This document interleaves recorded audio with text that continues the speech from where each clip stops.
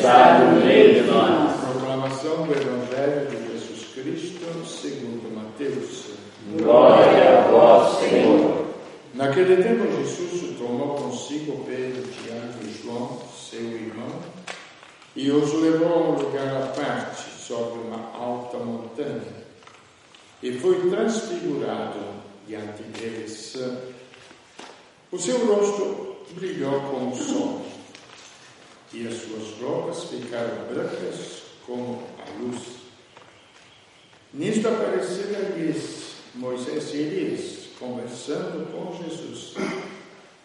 Então Pedro tomou a palavra e disse: Senhor, é bom ficarmos aqui. Se queres, vou fazer aqui 3 tendas, uma para ti, outra para Moisés e outra para Elias. Pedro ainda estava falando quando uma nuvem luminosa os cobriu com sua sombra. E da nuvem uma voz dizia: Este é o meu filho amado, no qual eu pus todo o meu agrado. Escutai. Quando viram isto, os discípulos ficaram muito assustados e caíram com o rosto em terra. Jesus se aproximou, tocou neles e disse: Levantai-vos e não tenhas medo. Os discípulos ergueram os olhos e não viram mais ninguém, a não ser somente Jesus. Quando desciam da montanha, Jesus ordenou-lhes: Não conteis a ninguém esta visão, até que o Filho do Homem tenha ressuscitado dos mortos. Palavra da salvação. Glória a vós, Senhor.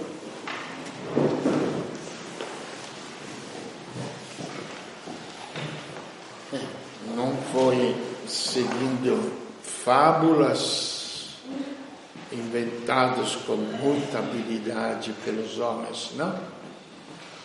E que são todas as formas religiosas que se inventam. A religião é uma coisa muito simples. E como a existência da vida, ou ela existe, ou não existe. Os sonhos acabam quando você desperta, não é? Pode ser sonhos bonitos, sonhos feios, tudo acaba. Porque não existe. Então, quando se fala de fé, ela tem que alcançar uma realidade. Se você tem fé na loteria, não é um palavreado. Simplesmente você compra o bilhete, não é? Ou não? Joga, não é? Você vê a possibilidade de ganhar aquela quantia de dinheiro.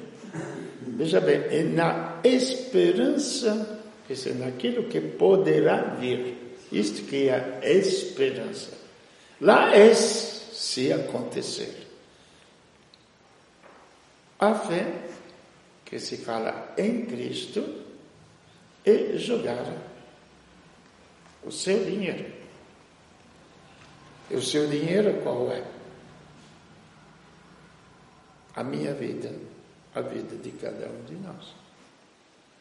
É jogar a nossa vida. Nesta esperança de ganhar. Quer dizer, nós não vamos ganhar já. Vamos esperar que apareçam os números da loteria, não é? Então vamos esperar que apareça o dia da história, porque aqui se trata de história real, que vai se verificar em Cristo. Então, veja bem, nós temos as 3 leituras. Na primeira leitura, é uma profecia. Daniel, que teve esta visão do ancião, lógico, tinha que apresentar esta ancião, que depois até apresenta as imagens de Deus, barbudo, velho, não é? o Deus Pai. Acho que é mais ou menos tirado desta visão, que tinha uma barba branca, tudo, não? E apresentaram Deus assim. Foi a visão, porque ele precisava ter uma visão quase física, imaginária, de um Deus. Mas a vida não tem visão. Tanto que quando a gente quer procurar o DNA, que é o princípio da vida, precisa um microscópio. E olha aí se consegue encontrar. Não é? Então, veja bem, já na parte física, nós temos uma experiência do invisível. Do invisível. Por quê? Porque toda a matéria é não somente dominada, mas é alimentada e vivificada. O que quer dizer vivificada? O princípio de vida que faz movimentar também a matéria pelo espírito. Nós somos mais espirituais do que a gente possa imaginar, mas muito, muito, muito mais. Apesar desse materialismo chato, que a gente fica olhando, o fio do cabelo se fica branco, se faz isso e aquilo, se tem as rugas, se não tem as rugas, este materialismo chato que eu sempre falo, conversando outro dia, os materialistas se alimentam de burrice.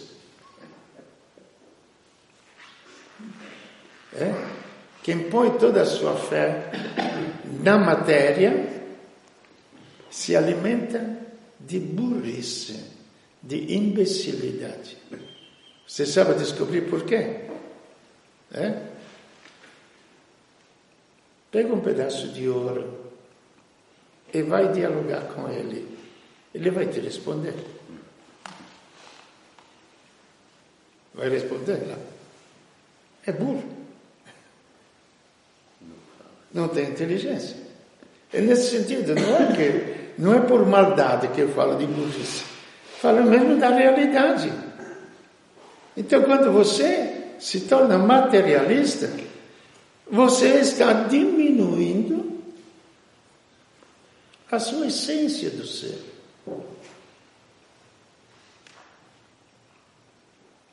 A sua inteligência. Exatamente por falar nisso, porque nós temos que descobrir quem nós somos, aquilo que nós somos, não é? Para depois procurar aquilo que possa alimentar aquilo que nós somos. Porque se você é um animal, um cachorro, você não vai criar uma escola. Pode criar escola para cachorro, tem. Mas na dimensão deles, dos instintos deles. Mas não vai criar uma escola com livros, com ciência, onde precisa algo mais que a inteligência. Se nós descobrimos que somos seres humanos, aí já começamos a elevar o nosso nível e temos uma inteligência, nós vamos criar escolas, quer dizer, treinamento, aptidões, porque a escola o que é? Nada mais do que provocar a potencialidade que está dentro de nós, que é a inteligência.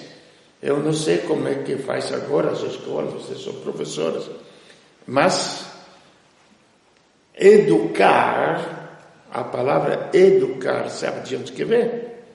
Não? Ela é latina. Educere. Que quer dizer educere?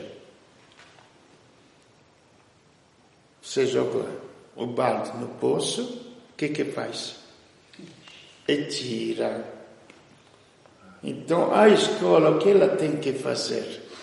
É provocar a inteligência que já está na cabeça, dentro do cérebro das pessoas. Então, os exercícios que você dá, não estou aqui para ensinar ninguém, não sou professor nem nada, mas o princípio é este. Então, já nós descobrimos o quê? Uma qualidade espiritual que existe no ser humano. Vocês que têm criança, manda as crianças na escola. Por quê? É uma coisa material que eles têm que fazer. É espiritual, gente. Nunca vocês tinham pensado nisso? Reflita. É um trabalho espiritual imenso no mundo inteiro, com faculdades, com escolas superiores, e por diante, gente. E se nós elevarmos mais a um princípio que, lógico, a inteligência está dentro de quem? Eu estava conversando com uma médica outro dia, porque geralmente, estou falando isso para depois vir a conhecer bem aquilo que é a transfiguração de Cristo, que é praticamente o nosso futuro, não? Aquilo que se chama de esperança, onde eu jogo a ficha da minha existência, ou no materialismo, que é o básico do mundo, se luta para ter as coisas, não é? Ou estou me enganando? Não. Não, parece que não. Você luta a vida inteira para ter as coisas, até os mais pobres. Até os mais pobres. Tanto que nós temos tantos ladrões, etc. Por quê? Porque o princípio da vida é ter as coisas. E não se explica ao ser humano que ele não é para ter as coisas, mas para ele ser alguém. E ele não vai ser alguém tendo as coisas.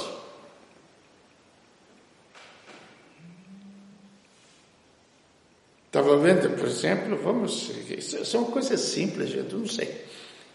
Outro dia eu vi o Trump lá, me tornei o homem mais potente do mundo. Fiquei refletindo. O que é o homem mais potente do mundo? Ele precisa de guarda-costas, precisa de um exército. Ele é o mais fraco do mundo. Não é o mais potente, não. Como ser humano, ele é o mais fraco do mundo. Eu não preciso, vocês não precisam de nada de tudo isso aqui. Podemos viajar livre por toda a malandragem que existe, tá bom? Mas nós podemos viajar livre, andar livre. O pobre que não tem mesmo nada é mais livre ainda, porque casa de pobre, ladrão só leva susto, entendeu? Então, entendeu? Então é mais livre ainda. Então como é que ele pode se dizer, para vocês compreenderem como a mentalidade do mundo está falida e como ao mesmo tempo a importância da palavra de Deus sobre o ser humano, sobre aquilo que nós somos e que viremos a ser. Quando a Maria Teresa de Calcutá foi em Nova York, entrou no Brooklyn, onde ninguém entra, e todos os grupos, ela entrou livre, em defesa. Ninguém fez mal para ela. Isto é potência, como pessoa, como ser. Não é potência se eu tenho guardas ao meu redor. Se eu preciso de guarda, é porque sou fraco. Gente, estamos dando os números por aí. Então, o homem mais potente do mundo, quem foi? Quem foi o homem mais potente do mundo? Cristo. Porque criou o universo? Porque... Não. Porque quando ele se fez homem como nós, aí que vem a potência. Diante de todos os males, diante das astúcias, até dos homens fariseus que aprontavam para eles, vou falar só uma parte, para ver a inteligência dele como era humana. Vocês lembram quando apresentaram o tributo? Quando atentaram ele? Vocês não sabem por que atentaram ele com aquilo, não. Pelo poder? Não. Porque se ele falasse que não precisava pagar o tributo a César, tanto que depois, quando apresentaram aos romanos a Pôncio Pilatos, o acusaram que ele está incitando o povo a não pagar o tributo. Ele já seria condenado. Então foram sorreteiros mesmo. Jogar abaixo mesmo. É preciso pagar o tributo a César? Não é preciso.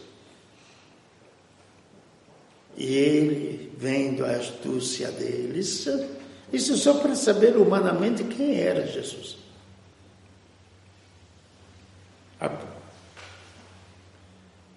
Apresentei uma moeda. O que está escrito aqui? César. Então, dai a César a moeda que é dele. Dai a matéria a César. E dai a Deus o que é de Deus. E o que é de Deus? A inteligência, o coração, a vida. Dai a Deus o que é de Deus. Então isso é só para mostrar a inteligência dele, a potência dele. Depois, diante dos males que ele encontrou, leprosos, possuídos de demônio, psicóticos, porque também isso era, tudo é mal. O que destrói o ser humano, porque daimon é tudo aquilo que destrói o ser humano. Tudo, a palavra daimon, que destrói o ser humano. Então pode ser as doenças físicas, doenças psíquicas, doenças espirituais, tudo. Depois tem o daimon, mas nós não somos assim, não tenha medo do demônio, porque nós não somos dignos de ser atentados pelo demônio, não. São os grandes santos, tipo Padre Pio, etc., que lutaram diretamente contra o demônio, mas eles já eram preenchidos de Deus. Entendeu? Então ele era mais fraco ou mais forte?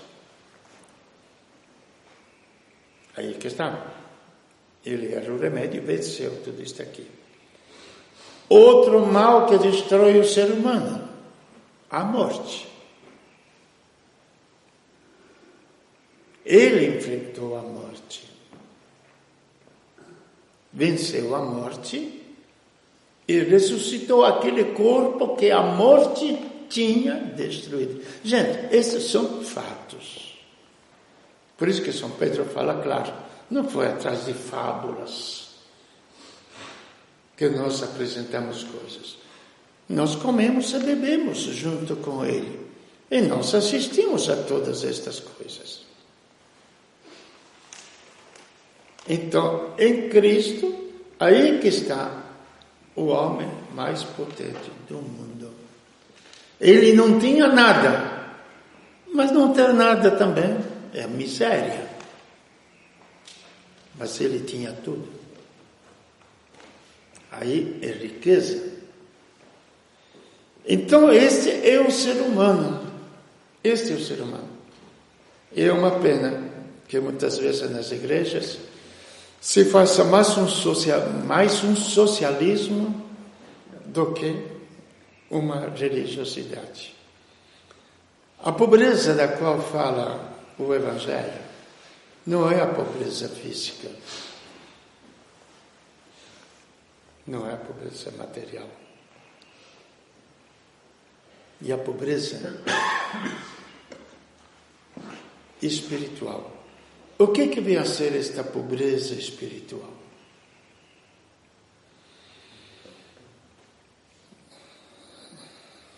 É simples e difícil ao mesmo tempo.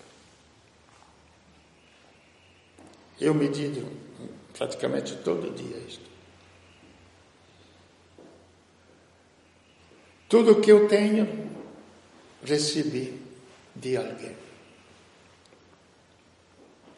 A vida biológica não me pertencia. Quem tinha a vida biológica, que eram meus pais, me transmitiram uma vida. Não somente. Se eu analisar, fui criado no ventre de uma mulher. A vida desta mulher, por 9 meses, foi condicionado pela minha existência. Viveu em função de mim. Quem de você, mãe, sabe como isso se passa, não é? É condicionado. Tanto que existe um fenômeno que a gente estudou bastante, isto, o famoso metabolismo, que na medicina nem existe. A medicina é tão chata, é só material. Agora estão vendo se furando o óvulo com uma coisa parecida assim. Pode mudar a cor dos olhos da criança que vai nascer, pode mudar o sexo. Como somos pobres, pobres, pobres, pobres, de uma pobreza total. Por isso eu digo, materialismo pode parecer maravilhoso, mas ele é pobre.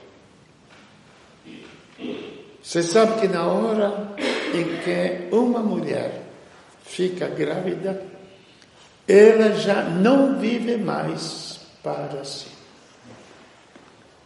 Todo o metabolismo do corpo, todo o sistema do corpo da mulher, e isso deve acontecer também nos animais, porque está nas leis da natureza, é modificado em função da criança.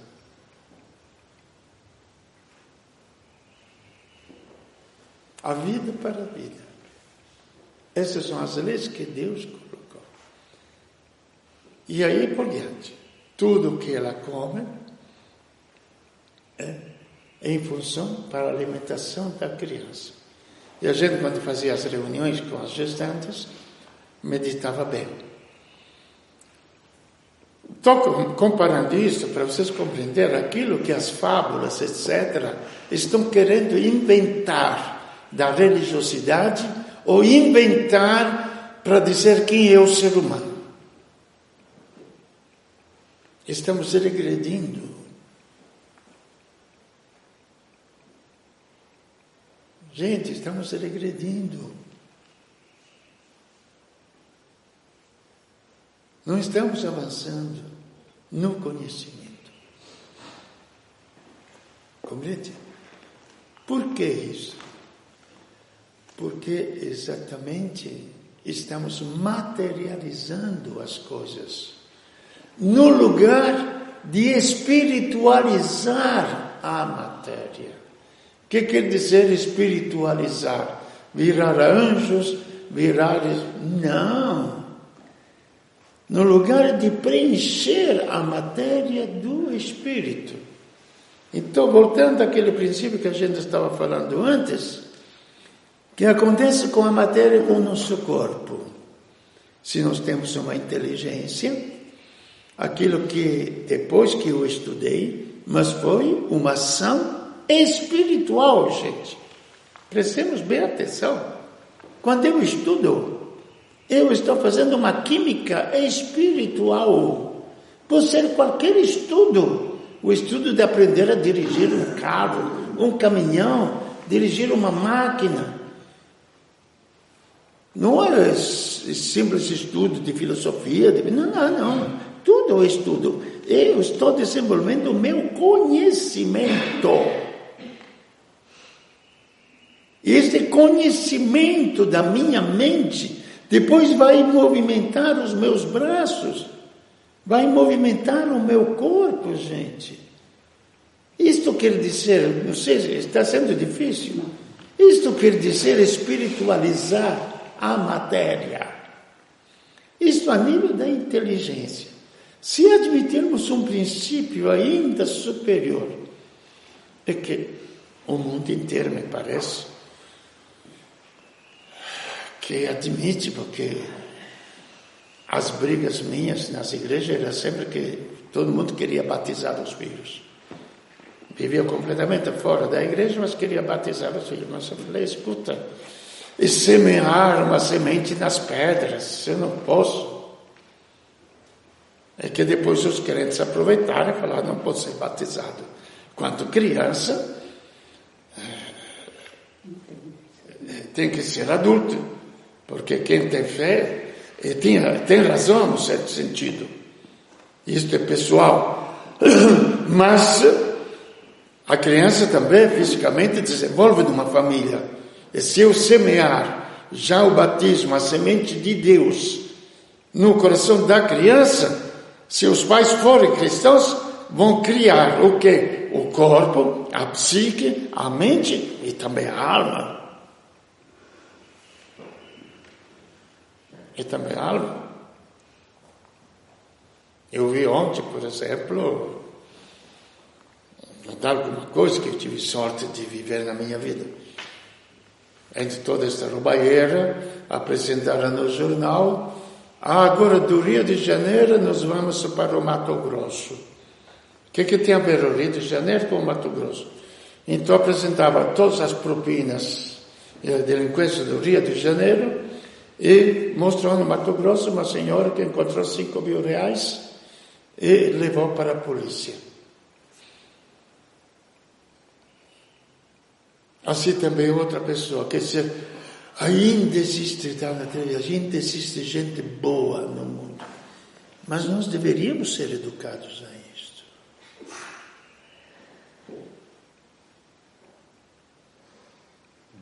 Eu lembro quando criança, eu fui criado nisso.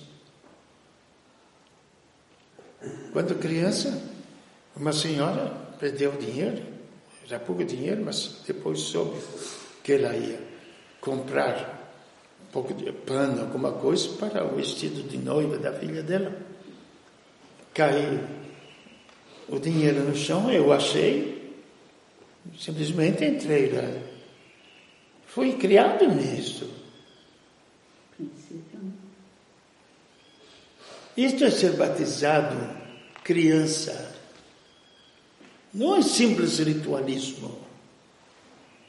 Porque é um princípio espiritual. E você é criado nesse sentido. Fui lá devolver para a Senhora. Mas é um princípio básico da convivência. Gente, para que ter as igrejas então? Para que nos dizermos cristãos?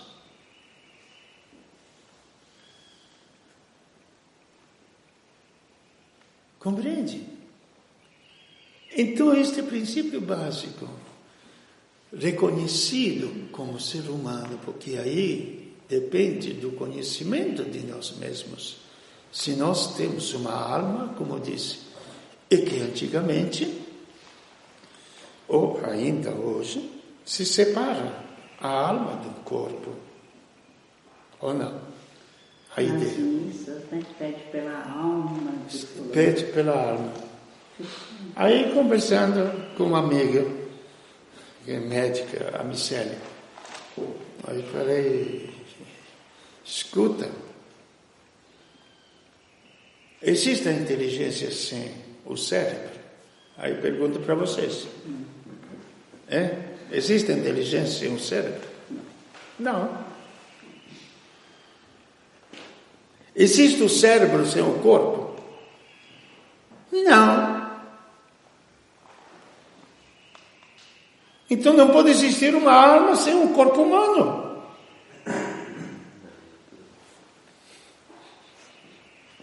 Está na lógica, gente. Está na lógica. Então, quando se salva a alma, gente, se salva o corpo. O corpo é dirigido e animado não mais por si mesmo, que não sabe o que faz, mas é dirigido pela alma. Aí os nossos atos são totalmente transformados. E o princípio disto qual é? Aí nós conhecemos a história, porque este homem, o carpinteiro, nós temos a festa da transfiguração, isto só para concluir, porque não adianta eu exaltar Jesus, viva Deus, viva Maria, viva...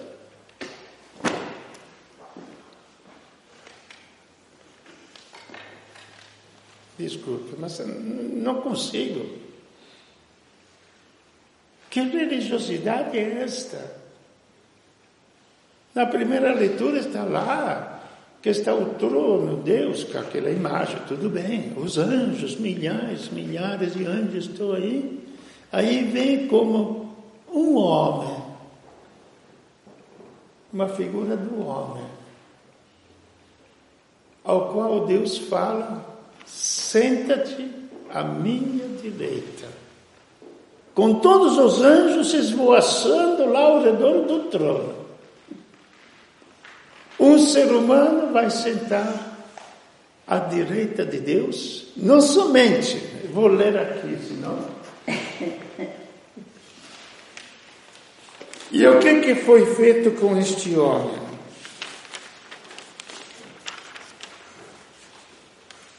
A este homem foram-lhe dados poder, glória e realeza. E todos os povos, nações e línguas o serviam. Seu poder é um poder eterno que não lhe será tirado. E seu reino, um reino que não se dissolverá.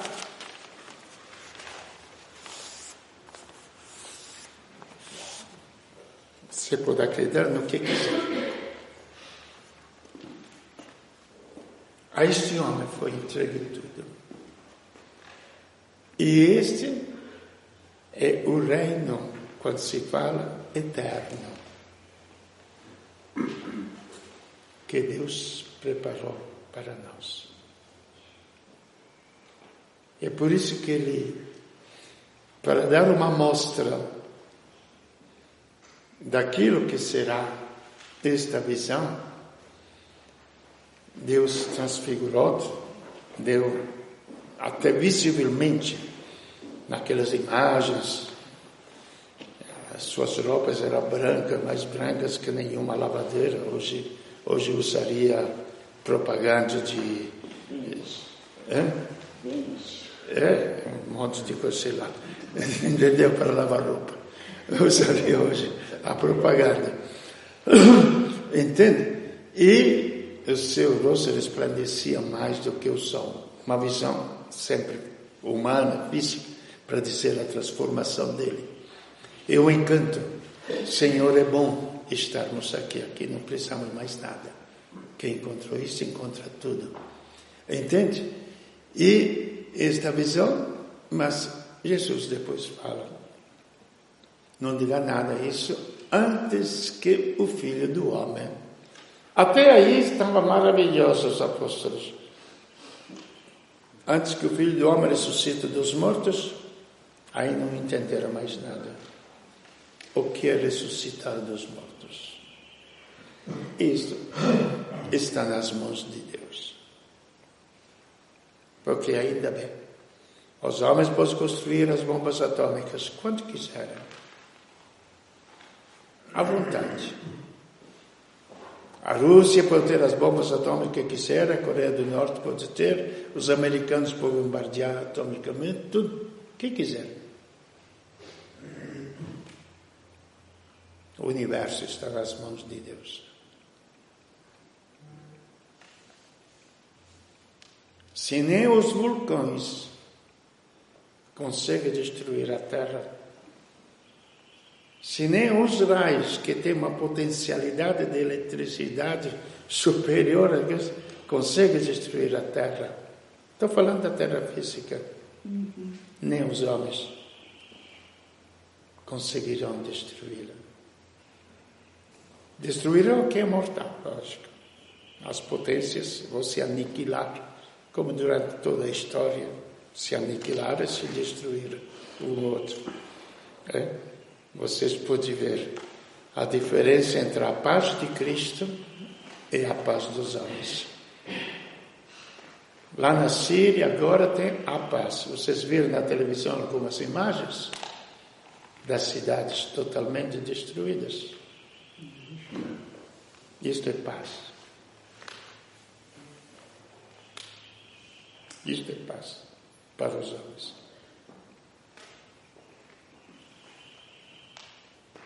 Para Deus, a paz é vida.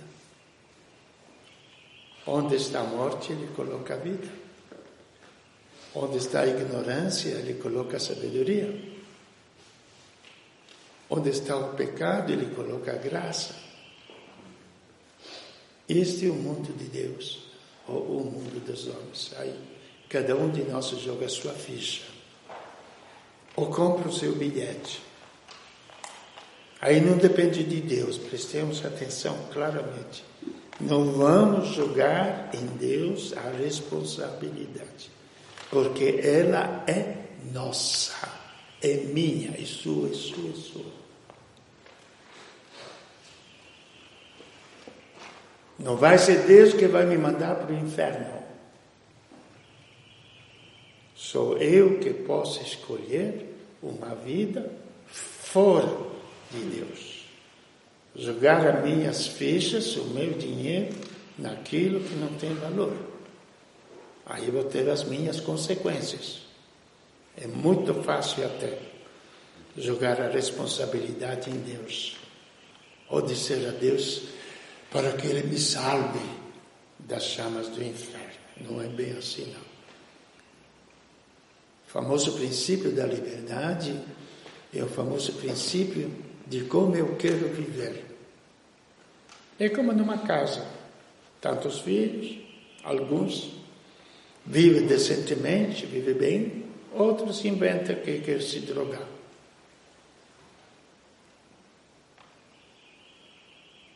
Aí cada um vai ter suas consequências.